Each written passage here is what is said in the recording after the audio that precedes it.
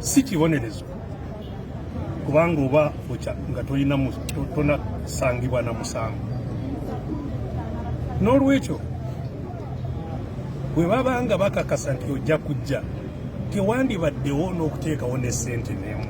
Kati nga nze mbadde ku misango egitabalika, mbadde ku misango egyanaggomola mingi nagyo.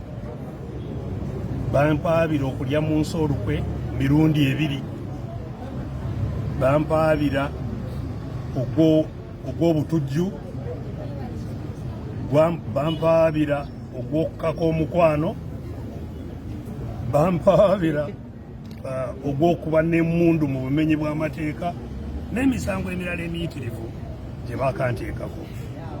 Ku misango egyo egyanaggomola, capital offenses, nafuna okweyimirirwa nga sitaddeyo ssente, non-cash bail ku capital offenses, era gyonna egyali ginteekeddwako. Tewali mulundi n'ogumu kooti lwe yali egambye nti mbeere mu kooti n'esibeeramu.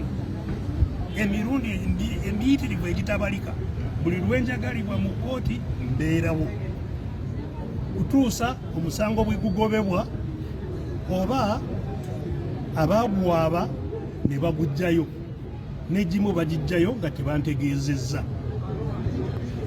Emisango gyonna gye nali nteekeddwako okuva lwe nazaalibwa n'okutuuka leero, tewali musango n'ogumu gwe nali nsangiddwa nga neetaaga okwewozaako. Gyonna gisangibwa nga temuli bujulizi n'akamu obwandyetaaze nti neewozeeko.